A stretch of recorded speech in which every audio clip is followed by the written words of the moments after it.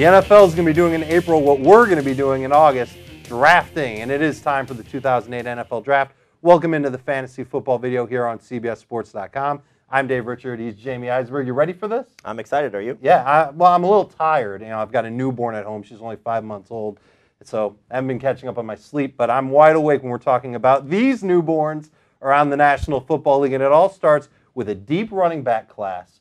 And there's one name at the top, head and shoulders above the rest. Yeah, Dave, that's Darren Mcfadden. When you're talking about a guy of McFadden's potential, everybody's going to look at what Adrian Peterson did last year for the Minnesota Vikings, and they're going to get very, very overexcited because Peterson, as we know, was the best rookie, one of the best running backs in the NFL. But the thing about Peterson was he went to a great team with a great offensive line and a guy that was very apt to share the ball with him in Chester Taylor.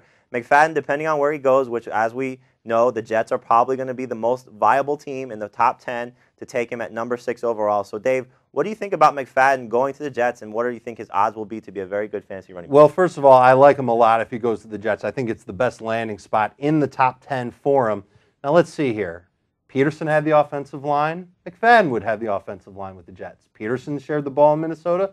McFadden will share the ball with the Jets with Thomas Jones. So it sounds like it's the perfect situation, almost like hitting the reset button on last year. So if you can get your hands on Darren McFadden in a draft, you're probably doing something good, but you want to do it in round 3. Don't be one of those people that reach for him in round 2. And again, this is all if he goes to the Jets. That's right. He also could go to Oakland at number 4, which is a potential spot for him, although I think the Jets are probably a safer spot. But if he does slip past the Jets, there are some teams that are also looking for running backs as well. Sure. There's Detroit, there's Houston, Carolina's in the mix, Dallas is in the mix. They've been rumored for Darren McFadden. Now, if they don't get McFadden, the good news for them is that there's plenty of other talent in the draft, and we can keep going here. Rashard Mendenhall from Illinois. Yep. Nice power runner, going to be a good goal line back and more in the National Football League. Could score as many as 10 touchdowns as a rookie. He could, and I think you see him as the number 2 running back in this draft.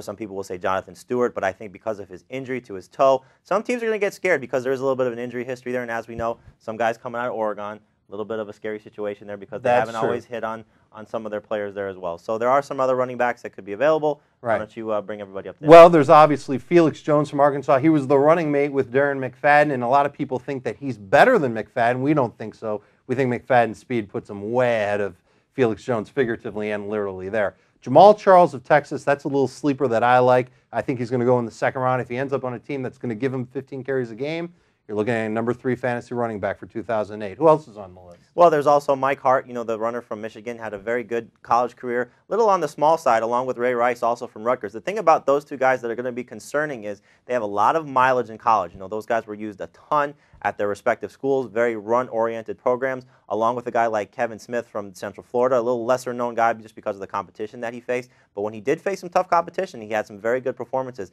and a guy that's out to prove that he should be among those top group of running backs, top players listed at the running back spot. So there's 3 guys that could potentially be, later round selections that could be productive fantasy running backs, although, Dave, I don't think that's going to happen in 2008. Well, I'm not sure if that's going to happen in 2008. And one name you forgot ran a 4.25 at the Combine, Chris Johnson of Eastern Carolina University, I believe. It's ECU. I think it's Eastern. Really, really good speed back. Could also work on special teams. I like Ray Rice, especially if he lands with a West Coast offense, because he'll be able to catch the ball out of the backfield. Bottom line, we're looking at 9 new running backs, and these are just the elite 9. There's always going to be running backs drafted in rounds 3, 4, 5, 6, 7 that are going to end up getting a role at some point during the year. The running back pool, it's deeper than ever in fantasy football. If there was ever a year to really start looking at those quarterbacks and wide receivers with early round picks, believe it or not, the time has come.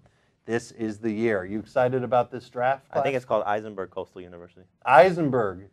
I didn't know you started your own school. We'll rename it. Yeah? What's the mascot there? The mascot is the Gators, of course. They're the best in the world. Why not go with the best? Whatever. All right, so the running back class is good. We're going to be back with another video talking about quarterbacks, receivers, tight ends, other players at the other skill positions for you to check out for your fantasy team in 2008. For Jamey Eisenberg, I'm Dave Richard. Thanks for coming out.